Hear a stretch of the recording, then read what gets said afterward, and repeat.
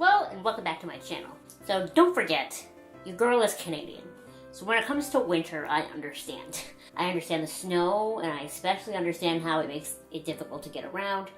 I understand the coldness, and most importantly, for this video at least, I understand the dryness. So for today's video, I wanted to show you some of my tips and tricks, tried and true methods for keeping your body physically looking hydrated and stuff in the winter. First and foremost, drink lots of water.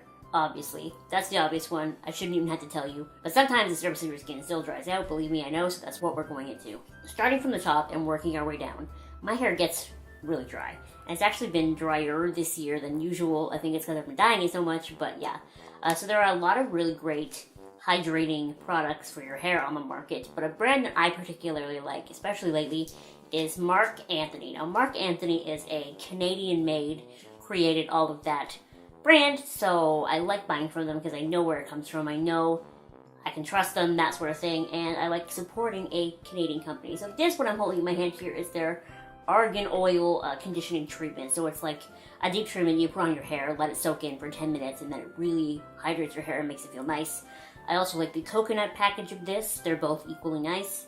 It's about $3, and I usually get about 3 uses out of this little packet. I just put the packet in a little Ziploc bag in the shower and use it once a week or so. I haven't had the opportunity to use very many Marc Anthony shampoo and conditioners. I usually just use their deep treatment stuff, but I do have their Grow Long shampoo and conditioner, and I really like them. Those to me are more like clarifying, it feels like. Like that shampoo and conditioner feel like they get my hair really clean rather than like nourishing, so I would maybe try more of the hydrating line, like maybe even this line if you're looking for that much moisture. But for me, this does the trick when it comes to moisture for my hair. When it comes to your face, obviously skincare is different for everyone.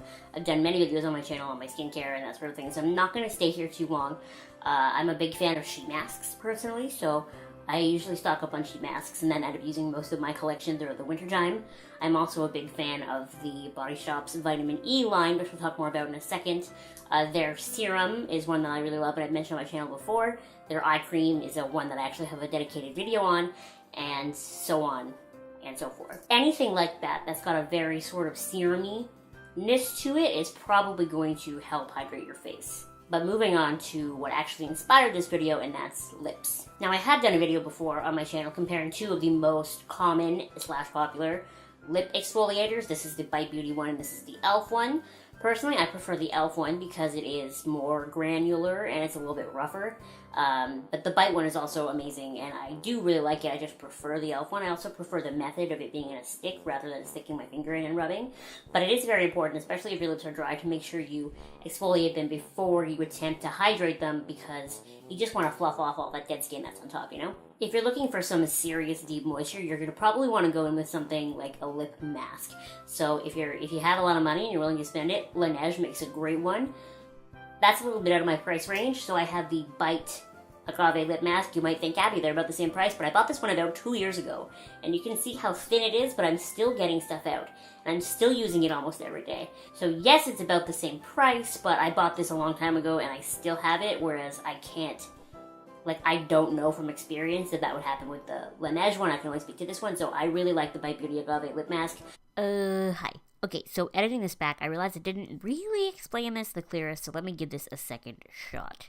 What I'm trying to say is that even though I realize that both the Laneige lip sleeping mask and the Bite Agave lip mask are expensive, I feel like because the Laneige one is in a pot, that I would run through it faster because I'd be scooping out too much with my finger, whereas the Bite one being in a tube, it's easier to control, and because it's so thick, it's hard to get some out anyway, so really only a little bit comes out at a time. So I feel like I've had this Bite one for like 2 years at this point, but I feel like I would run through the Laneige one very fast, so I feel like the Bite one is probably a better value. Does that make sense? Okay, now back to the video. Bite is also another fantastic Canadian brand, and everything in Bite products is food grade. So if I happen to get a little bit of this in my mouth, it's actually edible, and it tastes kind of good, to be honest.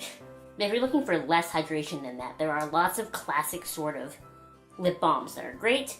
Carmex is a fantastic brand. I've used Blistex my whole life pretty much. I actually have one of the medicated Blistexes in my desk at work. But the Body Shop also makes a lot of really great lip balms. This is the Vitamin E one, told you it would come back here. I've had this one for about a year and a half now, and I still love it. I still layer it on all the time, and unlike a lot of other drugstore lip balms that I feel like just sit on top of my lips, like the EOS ones, I don't like those ones.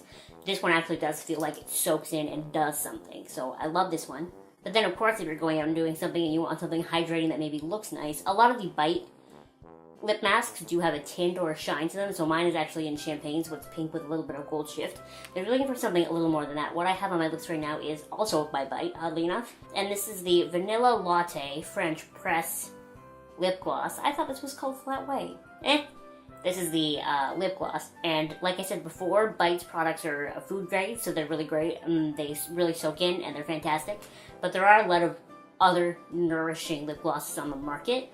I just prefer Bite because it's a Canadian brand, great quality, that sort of thing, so I would definitely recommend investing in like a Bite lip gloss, but I'm sure you can find other Nourishing great ones on the market as well. When it comes to body care, similar to the lips, it's important to exfoliate. It is also important to exfoliate your face, but that is a whole different animal, so we'll leave that for another day. I use this. This is like a dry brush, and so I do just dry brush my skin like this every morning while I'm getting dressed, in upward motions towards my heart. Really helps with blood circulation, and it also helps to exfoliate your dry skin. Also, in the shower, I will often use a coffee mask. I believe the one that I use is the Cup of Coffee Mask by Lush, and I will use that on my body to help scrub it down. I use that one on my face as well. But anyway, when I'm not in the shower, we use this, we scrub, and then we go in with a super hydrating moisturizer. The one that I use the most often is by Skinfix. This is their daily lotion for healthy skin. Lightweight hydration with cucumber extract, sunflower, jojoba, and grapeseed oils. Skinfix is yet another fantastic Canadian brand.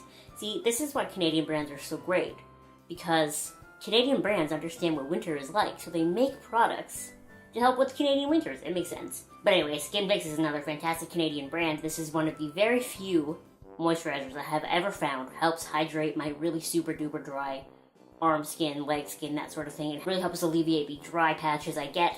The other great thing about Skinfix is that they're super duper friendly for sensitive skin.